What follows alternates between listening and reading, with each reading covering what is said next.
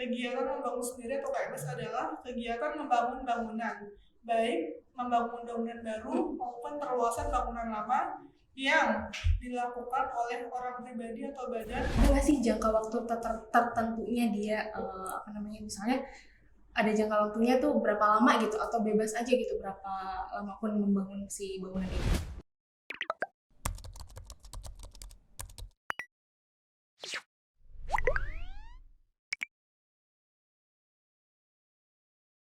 Halo kawan pajak, halo sobat Tang Tim, selamat datang kembali di podcast Cerita Tim. Cerita Tangerang Timur, lugas dan terpercaya. Oke, berjumpa lagi nih di podcast Cerita Tim. Jadi pada kesempatan kali ini kita akan membahas tentang PPN KMS atau kegiatan membangun sendiri sehubungan dengan terbitnya PMK terbaru terkait PPN KMS, yaitu PMK dengan nomor 61 tahun 2022. Tentunya pada kesempatan kali ini saya nggak sendirian, saya sudah ditemani oleh wanita luar biasa di sebelah saya ini, siapa lagi kalau bukan Mbak Amalia Insani Basori Putri atau yang biasa kita panggil Mbak Amal selaku Asisten Fungsional Penyuluh di KPP Tangerang Timur. Tanpa berlama-lama lagi, bersama saya Nana sebagai moderator, langsung aja kita sapa Mbak Amal. Halo, assalamualaikum Mbak Amal. Gimana nih kabarnya hari ini? Alhamdulillah baik. Ya alhamdulillah banget ya Mbak Amal ya, karena cuaca ini lagi nggak menentu ya Mbak Amal. Kadang panas, kadang hujan, jadi kita mesti ekstra hati-hati nih dalam menjaga kesehatan. Setuju. Oke, tadi di awal kan aku udah nyampein nih kalau kita hari ini mau ngebahas tentang PPN KMS atau kegiatan membangun sendiri. Nah, mungkin nih Sobat Tang Tim atau kawan pajak ada yang masih belum paham tentang apa itu PPN KMS, mungkin Mbak Amal bisa ceritain sedikit dulu. Baik, jadi kegiatan membangun sendiri atau KMS adalah kegiatan membangun bangunan, baik membangun bangunan baru maupun perluasan bangunan lama yang dilakukan oleh orang pribadi atau badan, namun bukan merupakan kegiatan usaha orang pribadi atau badan tersebut, dan diperuntukkan bagi tempat tinggal atau kegiatan usaha. Dan PPN KMS tersebut terutang bagi orang pribadi atau badan yang melakukan kegiatan membangun sendiri tersebut. Oke, jadi intinya untuk kegiatan membangun sendiri ini adalah kegiatan membangun bangunan baru nih dari nol, terus bisa juga ini perluasan bangunan lama gitu ya, yang nantinya akan digunakan sendiri maupun digunakan oleh pihak lain dan tidak dalam kegiatan usaha atau pekerjaan oleh orang pribadi atau badan tersebut gitu. Nah, oke, selanjutnya ada nggak sih kriteria-kriteria tertentu nih yang kegiatan membangun sendiri ini akan dikenakan PPN KMS gitu? Oke, jadi yang pertama ada 3 kriteria ya. Yang pertama itu adalah bangunan tersebut konstruksi utamanya terdiri dari batu, kayu, batu bata, dan atau baja. Lalu yang kedua, bangunan tersebut diperuntukkan bagi tempat tinggal atau kegiatan usaha. Lalu yang ketiga, luas bangunannya minimal 200 meter persegi. Oke, nah ini tuh harus dipenuhi ketiganya ya Mbak Amal ya, nggak bisa salah satunya gitu ya. Oke, nah selanjutnya nih untuk kegiatan membangun sendiri kira-kira ada nggak sih jangka waktu tertentunya dia misalnya ada jangka waktunya tuh berapa lama gitu atau bebas aja gitu berapa lama pun membangun si bangunan itu? Baik, jadi jangka waktu KMS ini adalah yang pertama dia jangka waktunya bebas sesuai jangka waktu tertentu. Lalu yang kedua tergantung tenggang waktu antara kegiatan membangun sendiri selama tidak lebih dari 2 tahun gitu. Oh, berarti ada jangka waktunya nih 2 tahun ya. Kalau misalnya nih Mbak Amal, aku membangun bangunan baru nih. Nah, dalam 2 tahun itu aku udah memenuhi ketiga kriteria yang tadi Mbak Amal udah sebutin. Tapi sebenarnya itu bangunannya belum selesai gitu. Nah, itu tuh dikenakan atau enggak? Dikenakan. Oke. Karena kan udah mengeluarkan syarat 3 syarat. Oke, selama dia dalam jangka waktu 2 tahun itu sudah memenuhi ketiga itu berarti kena ya nih si yang 200 meternya ini. Oke. Nah, kalau gitu, tadi kan kita udah tahu nih PPN KMS itu apa, kriterianya itu seperti apa yang dikenakan gitu kan. Terus jangka waktunya kita udah tahu juga. Selanjutnya gimana cara menghitung PPN KMS ini? Ada tarif-tarif tertentu nggak nih Mbak? Oke, jadi untuk penghitungan PPN KMS ini kita menggunakan tarif besaran tertentu nih, yaitu sebesar 20% dikali 11% dikali dengan DPP atau dasar pengenaan pajak. Nah, DPP ini didapat dari mana? DPP didapat dari seluruh biaya yang dikeluarkan untuk melakukan KMS ini. Tapi tidak termasuk biaya perolehan tanah gitu. Oke, berarti tarifnya si 20% ya ini ya, untuk KMS dikali 11% dan dikali pengeluaran dia nih selama membangun si bangunan itu.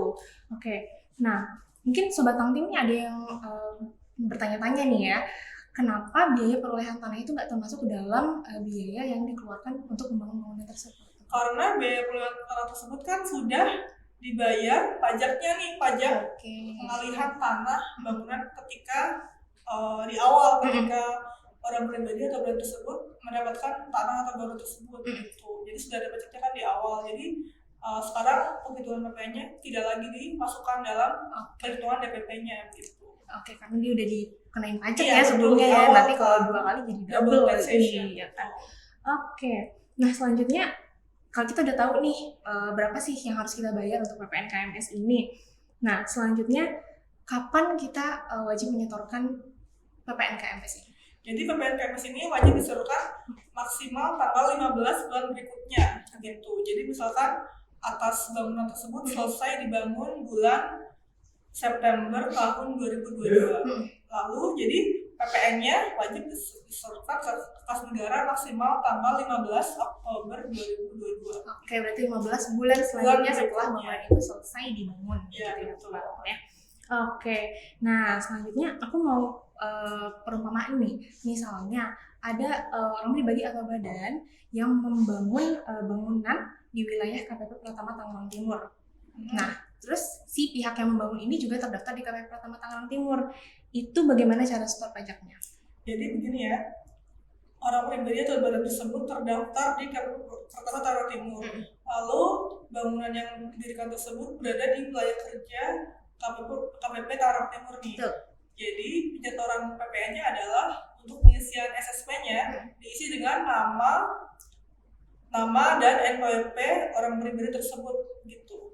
Oke. Nah, selanjutnya kalau misalnya ada orang pribadi atau badan yang terdaftar di KPP, misalnya KPP Tangerang Barat gitu ya, namun dia mendirikan bangunan yang tergolong ke dalam kegiatan membangun sendiri ini di wilayah KPP Pratama Tangerang Timur, itu gimana? Apakah sama atau beda? Beda. Jadi kan kalau yang kedua ini kan orang pribadi atau badan terdaftar di KPP Tangerang Barat misalkan ya, lalu mereka mendirikan bangunan ya wilayah kerja, yang bangunan tersebut berada di wilayah kerja KPP Tangerang Timur.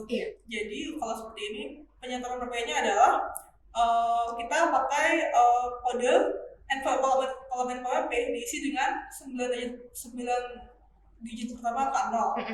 Lalu diikuti dengan kode KPP Tangerang Timur 416. Lalu 3 digit terakhir diisi 000. Jadi 09 kali 416 000.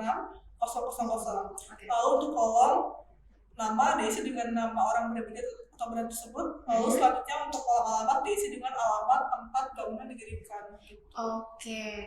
Nah, yang terakhir nih, kalau si orang pribadi atau badan itu ternyata nggak punya NPWP nih, tapi dia mendirikan bangunan itu di wilayah KPP Pratama Tangerang Timur, itu perlakuannya gimana? Oke, baik. Jadi kalau tidak, yang ketiga ya tadi untuk orang pribadi atau badan orang pribadi ya, yang mereka tidak memiliki NPWP, jadi penyetoran PPN-nya adalah sama seperti yang tadi 00009 kali 416 yang merupakan kode wilayah KPP Tangerang Timur diikuti 000 gitu. Oke, berarti untuk penyetoran pajak ini melihat si bangunan ini didirikan di wilayah KPP siapa gitu ya? Kerjanya di mana? Setorannya nanti mengacu ke kode KPP di mana bangunan tersebut didirikan ya. Oke. Nah, ini last but not least ya Mbak Amal ya. Ada nggak sih bedanya kalau kegiatan membangun sendiri itu dilakukan oleh orang pribadi atau badan yang berstatus sebagai PKP dengan yang berstatus sebagai non-PKP, Mbak Amal? Ada nggak sih bedanya? Statusnya yaitu kalau dia sudah PKP, dia harus menyetorkan PPN KMS-nya di SPT PPN orang pribadi atau badan yang berstatus sebagai tersebut. Melaporkan ya? Iya. Melaporkan sendiri. Lalu kalau dia non PKP nih, orang pribadi atau badan non PKP, tapi dia melakukan kegiatan membangun sendiri, maka ketika dia melakukan penyetoran PPN KMS tersebut, dia dianggap sudah melaporkan atas kegiatan membangun sendiri tersebut gitu. Jadi dia di situ. Oke, berarti kalau untuk yang PKP dia harus sendiri setor sendiri, lapor sendiri gitu kan. Tapi kalau yang untuk non PKP dia selama dia sudah setor dia dianggap sudah lapor gitu. Oke teman-teman, itu tadi sedikit pengetahuan dan penjelasan tentang PPN KMS. Kita udah tahu nih tentang apa itu PPN KMS, kriteria-kriteria apa saja yang dikenakan PPN KMS, tarif PPN KMS, dan gimana cara menyetorkan si PPN KMS ini. Jadi terima kasih banyak buat Mbak Amal atas penjelasannya hari ini. Terima kasih untuk pengetahuan yang luar biasa. Semoga bermanfaat bagi teman-teman, Sobat Tangtim dan kawan pajak yang menonton video hari ini. Oke, akhir kata saya Nana dan Mbak Amal pamit undur diri. Jika menurut kalian video ini bermanfaat, jangan lupa like dan share ke teman-teman kalian. Sampai jumpa kembali di podcast berikutnya dengan tema yang lebih menarik dan up to date. Salam sehat.